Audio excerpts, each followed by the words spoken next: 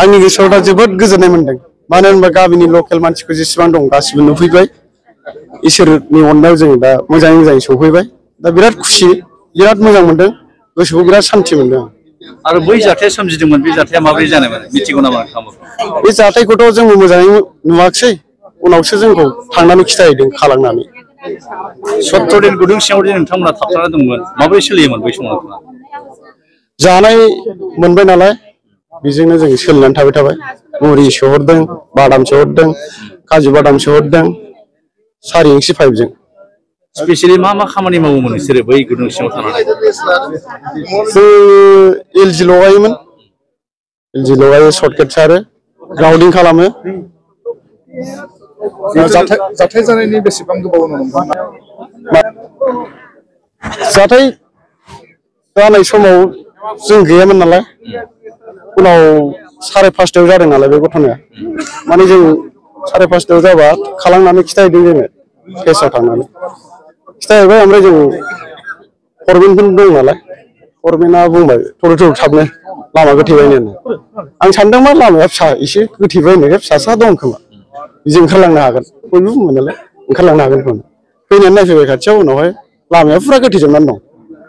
बे समाव माबायदि सानदोंमोन गोसोआव जेब्ला लामाया गोथेजोब्बाय मा सानदोंमोन नुफैबाय जोङो लामा गोथेजोब्बाय ओमफ्राय बे समावथ' जेबो जायाखैमोन नालाय गोसोखौ जेबो सानथ'वाखैमोन उनाव दसे साननै थानानै आरो लस गोलैबावबाय फुरा ज्राम गोलैबावबाय अब्ला गिनाय फैबाय जों गोसोखौ माने रिबानो बायनानै रिबलायनो एलजियाम बायनानै गोलैबायना बेखौ नुनानै गिबाय जों फुरा नायगोमोजोब्बाय बयबो 41 जन मानसि बेखौ नायनानै बयबो मोखां सोमबाय हाब दिनै मा जाबावगोन होननानै माबोरै कन्टेक्ट खालामनो हादोंना हायाखै बे समाव बाहेरायाव कानेक्टिभिटिफोरा माबोरै जायोमोन बै समाव सिंनिफ्राय इंसि पाइपखौ जोङो हास'दों बेयो 4 इंसि पाइपआ बायहेरायाव ओंखारनाय नालाय दै लांनाय बेजोंनो दै लाङो सिङाव गुमार सालायबा बेजोंनो दै सोनांगौ नालाय गुमारा बेजोंनो बेखौ दा हास'नानै बेजोंनो जों रायज्लायहरोमोन आरोखि अलरेडि होनाय दंखायोमोन पाइपआ मोननै होनाय दंखायोमोन मोनसे 3 इंसि दंमोन मोनसे 4 इंसि दंमोन बेनि उनावसो 21 तारिख ना 22 तारिख बेवहाय 6 इंसि पाइप सोहरदों बेनि उनावहाय जानाया फुरा फ्रि फैबाय जानाय लोंनाय मा जानो गोसो नोंसोर बिहरल' जाबाय बेनिफ्राय जानाय लोंनाय फुरा टेनसन गैला जानायबो लोंनायबो दैयाबो बेनिफ्राय हाबबाय फार्स्टआवथ' जों माबानिफ्राय पेसनिफ्राय दैखौ लायनांगौमोन जों पेसावनो दै गबाय थायोमोन बेनिफ्रायनो द्राम लानानै दै लानानै बेखौनो लोङोमोन जों राजनायाव नोंथांमोना बोरै सौहैजेननायमोन आरो गिबियाव बोरै थांबाय बे खामानियावहाय जिहेथु बे थांनायाथ' माने फार्स्टआव हिमाचलावबो थांदोंमोन आं हिमाचलाव थांनानै दाना बाहाय खामानि दं होननायखाय बावबो थांबाय मावहैबाय दा बेनो फासिनानै थाबाय आरोखि बहुत गोजोननाय मोनबाय बिमा बिफा बिदा फंबाय जाथि बंस'खौबो लोगो मोननानै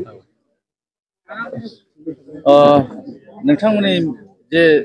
जाब्रबथाय जाथाय बे जाथाया सारा बुहुमनाङैनो गोसारलांदों इसोरनि नामाव आर'ज गाबदों उत्तराखन्ड सरकारनि गोख्रों नाजाथियाव नोंथांमोना दिनै फिन गावनि जोनोम गामिनि नुजाबाय बेनि थाखाय उत्तराखन्ड सरकार भारत जेनेबा आसाम सरकार बिराद रोजा रोजा साबायखर बिसोरनि थाखाय जाथायनि थाखाय फोरमायनो हागोन माबोरै जायामोन जाथाया जोंनि डिउटिया हरनि 8टायावमोन 11 तारिख 8टामोन बिदिनाव जोंनि डिउटिया 8टाया जोंनि डिउटिया जाहैबाय 210 मिटार गोथौआवमोन बेनिफ्राय जोंखौ फार्स्ट टाइमाव आंखौ लानानै थांदों 210निफ्राय पेसाव लांदों 2000 मिटार गोजौआव लानानै थांदों बेनिफ्राय मेसिन सालायनो मानसि गैया होननानै लांदों पाम्प सालायनो मानसि गैया होननायाव मेसिन गंथाम सालायनांगौ होननानै बास आं थांबाय थांनानै बास जोंथ' जेबो बे 2000आवथ' जेबो रेकर्ड मोनहैया बेयाव जेबो आवाजबो खोनाहैया बेनिफ्रायनो बिसोरखौ 3टा बाजियाव सानै लानानै थांबावबाय बेनिफ्राय जों फैनाय समाव जोंना नैबाय दंमोन जोंनाव 12 जनाव जों 3 थांबाय बेनिफ्राय सावथालफोर दंबावो झारखन्डनि उरिसानि इउपिनि बिसोर दङ आरो हिमाचलनि बे थालांबाय थालांनानै ओमफ्राय घटनाया जाबाय 5:30 जादों 5:30 जानायखौथ' जों घटनाखौ जों जेबो मोनथिहैया खोनाहैयाबो बाव एथ' गोथौआव ओमफ्राय दाना खबर मोनबाय माखासे फरमेनफ्रा खारला खुरला जाबाय एसे खबर मोनहैग्रोबाय बिसोरो खबर मोननानै एसेल' गोलैदोंमोन फार्स्ट टाइम स्टार्टिंआव एसेल' गोलैबाय ओमफ्राय दाना खबर मोननानै जाय फाराफारि बिसोरबो मोजांखौ मेसेज होबाय बाहेरायाव माबा घटना जाबाय ना ओंखारदो होनबाय ओंखारबाय जों ओंखारना ससे फैबा जोङो दाना गारि सारि बलेर'आबो फैग्रोबाय गावसोर फरमेटफ्रा सानै फैग्रोबाय बिसोर थाबथा जाबाय दाना गारिया फिदिंफिनबाय जोङो हायद्राजों जा जाय गाखोना फैजोब्बाय जेखौनाखि जों 200 जौसाव सौफैयो 200 सौफैयो होमबा लामा कमप्लिट बन्द'।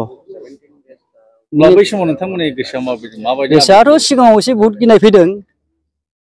गोलैनाय सिस्टेमावथ' नों खुनु बन्द' जानायनि नामखौनो लाखायाखै थाबथानायनि नामावनो गैया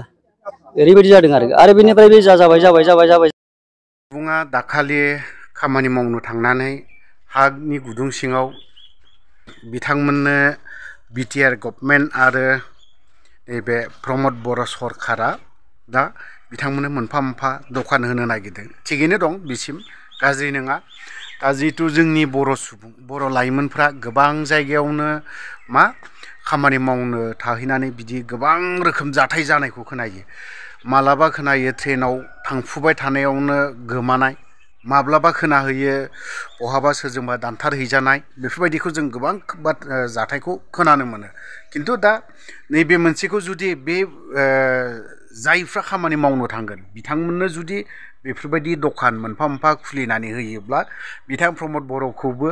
बा सोरखौबा रन्जित बसुमतारीखौनो होन गबिन्दखौनो होन बाख्नायगोन बा मोजां मोनगोन रायजो राजाया अनसायगोन थ' जों दिनैसो बेफोरबायदिखौ खोनानो मोन्दों एमएलए लरेन्स इस्लारि सार बिथाङा जाखिनि फोरमायनायखौ जों खोनानो मोन्दों थ' बिदिब्ला जों बिथांमोननि भिडिअखौ जों दान्दिसेब्लाबो नुखाबाय बा जुदि बावहाय आं माबा मोनसे गोरोन्थि खोथा बुंदोंब्ला गासैनावबो खमाबा निमाहा बिनाय थाखाबाय लोगोसे बिथां रन्जित बसुमतारीया दाखालि मोननैसो स्टेटमेन्ट होदोंमोन बेखौ आं गनायना लानो एसे थान मोनदों माब्रै बिथाङा बुंदों मा रन्जन दैमारियानो जुदि बरननायनि थाखाय गिदिर इसु जायोबा बे मोनसे जानो हाया होननाय मोनसे खोथा एसे बुंजोबदों बिनिबो भिडिअ फैगासिनो दङ बिथां रन्जित बसुमतारी बिनि सायाव लाबोफिननाय जागोन लोगोफोर भिडिअखौ बारा गोलाव खालामा बावैनो दोनथ'बाय जय बर' हारिनि।